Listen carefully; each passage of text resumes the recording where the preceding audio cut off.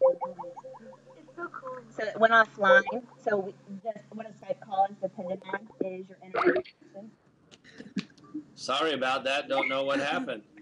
That's okay. That's okay. We are here with Ailish. She has. Are we on video or no? There we go. No. Doesn't look like There it. we go. There we go. We're back. So here's Ailish. Question. I'm Ailish, and my question is, how do you weigh the shark with the people on the platform?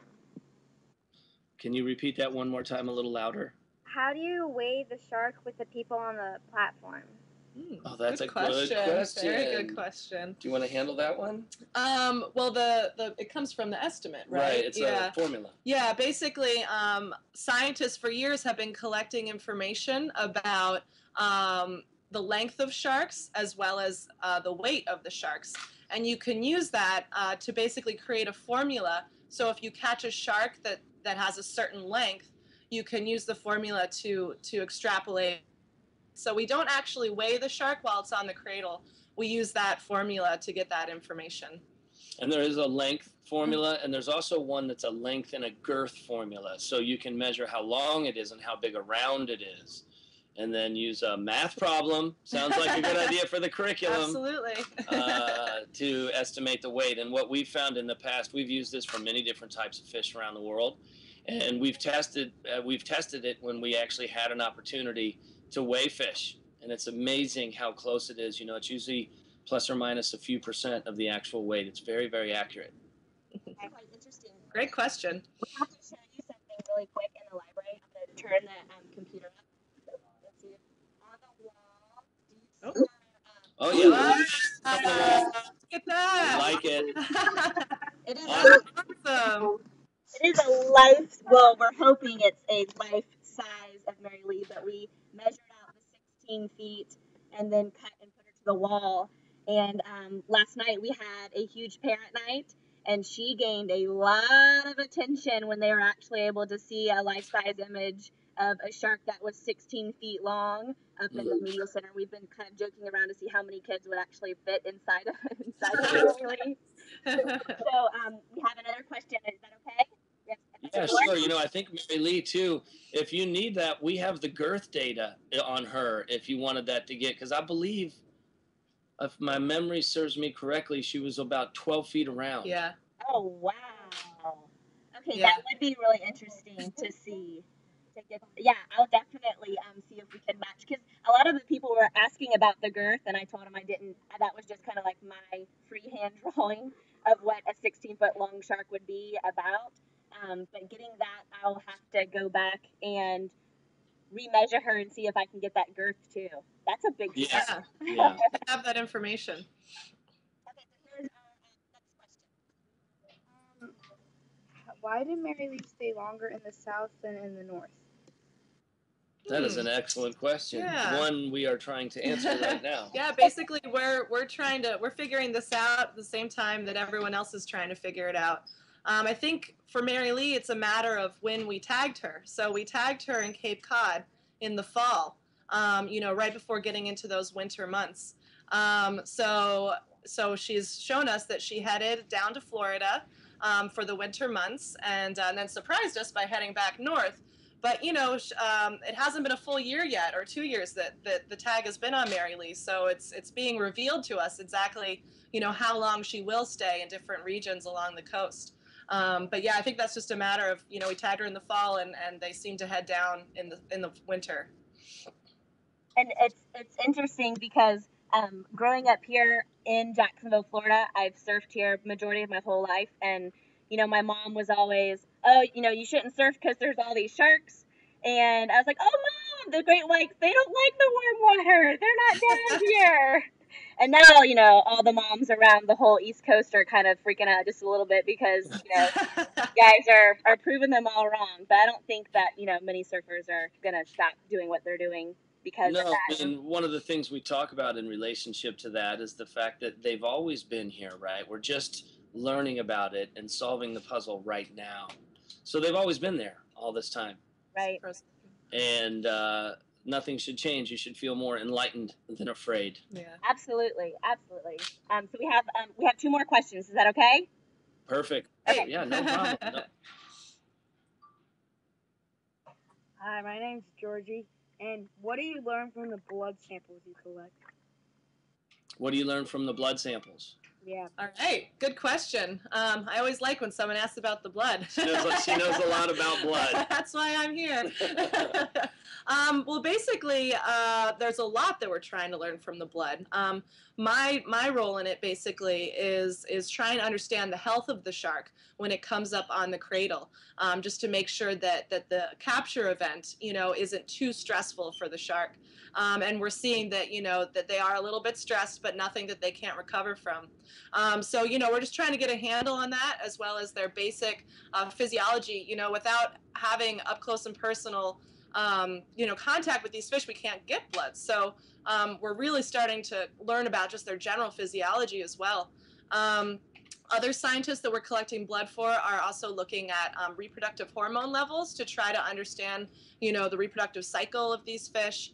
Other people are looking at contaminants within the blood. And I think that might be it, but there's a whole slew of experiments that we go through just to try to understand the internal physiology of the fish. And we haven't been able to do that before, so it's very exciting. That's cool. Thank you. Thank you. It's really, you know what? It's really hard to get the blood. Yeah. When you see Lydia's video and you see her come into the cradle, we had Captain Brett put her on her back right when she came in on purpose, just so that Heather and Dr. Scommel could get the blood for the first time off of a Florida white shark in history to try to learn about what they're doing down here. And it's really, really hard to get that blood. And so it's exciting that they got a lot of it. Yeah. And it's a big breakthrough for everybody. Absolutely. Very interesting to make everybody kind of think a little bit. I'm Matthew, and what happens when a shark passes through the Bermuda Triangle, or does it lose its signal? Does the shark's satellite signal not work within the Bermuda Triangle? Wow. Interesting question. That's great. We need to get more tags to see if what's going on in the Bermuda Triangle impacts our spot tags. Hopefully it won't have an impact. Yes. You know what is the biggest challenge we face with the spot tags that nobody really thinks about? Is we have a problem. Have you ever put something in the ocean or gone to look at a dock piling and you see all the stuff that's growing on the dock poles and everything? We call that biofouling, when stuff grows on things. And our single biggest challenge to get these tags to work for 5 years is not the Bermuda Triangle, but it is biofouling, because barnacles want to grow on it, and seaweed wants to grow on it. So on Lydia, which is really exciting, we have this new experimental coating. And you can tell it's new because it's blue. When you look at the pictures of Lydia online, you'll see she has, for the first time, our first blue tag. Now, this is a special coating. It's not really a paint.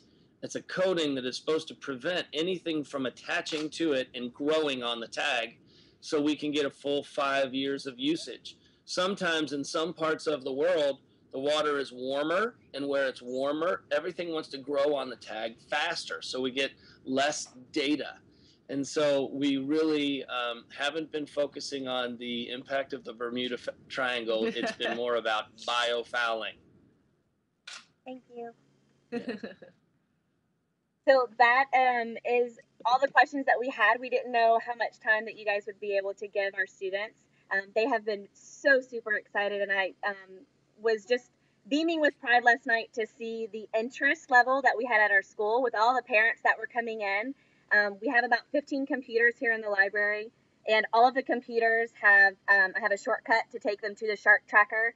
And so once they check out their books, they all immediately go to the shark tracker, and all the way from kindergarten up to 5th grade here in the library, they are checking out all of the sharks you've tagged. They're checking out where they're going. We mapped it out. We have one big blown up map here in the library where they're mapping out. We're kind of following, more specifically, Mary Lee.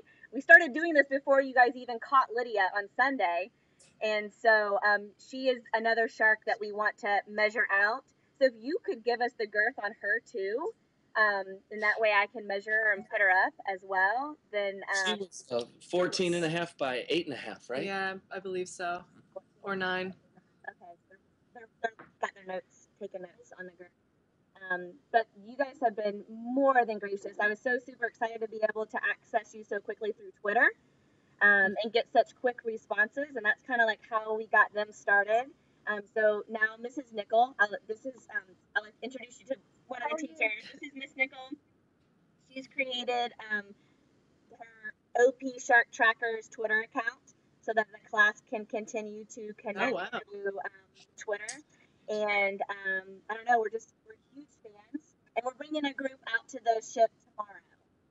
Wonderful. To meet you guys and kind of give them that hands-on connection, real life, to see, the magnitude of the vessel that y'all are using. I think will shock a lot of people because I know it's enormous. And then to know that you have joint efforts using other boats as well.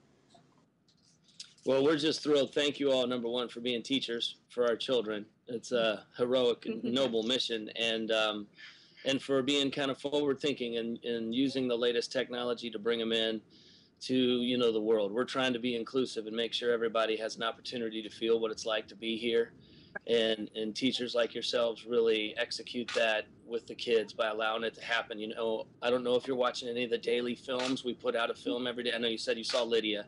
Yes. So that's another way we're trying to help the kids feel like what it's like to be here on the ship, and people out there. And we're just grateful for you all including us. And we're working, just FYI, with there's a woman that we're working with who's in charge of all the science in the state of Florida, and she's on the curriculum review board of the curriculums that are being built around the Global Shark Tracker. So you'll see starting in August, 6th through 8th grade math and physics will come out, and our objective is to do a full STEM, science, technology, engineering, and math curriculum built around the tracker for K through 12. Very cool. Very exciting. I think with science and education, I think it's so important to give our kids those real life experiences, because they're that they take so much more ownership to what they're learning when it's something that's actually going on in our world right now. So we're very excited. Thank you so much for all your time. And you guys want to say? Thank you, Karen. Make sure you schedule more calls with us. We're happy to do this anytime. Questions? Yes, we absolutely will take advantage of that, because I know there's some other classes, because this is such short notice, but there are other classes that are kind of like, wait, but we want to do it too. So we'll be giving you guys their contact information. So Thank you so much, guys. Thank you. Bye.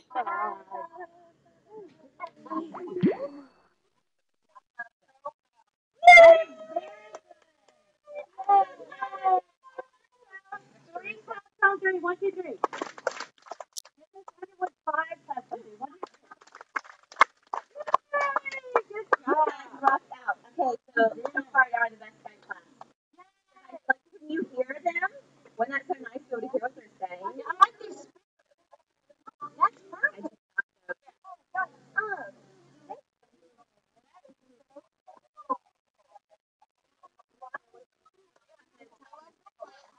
So that we can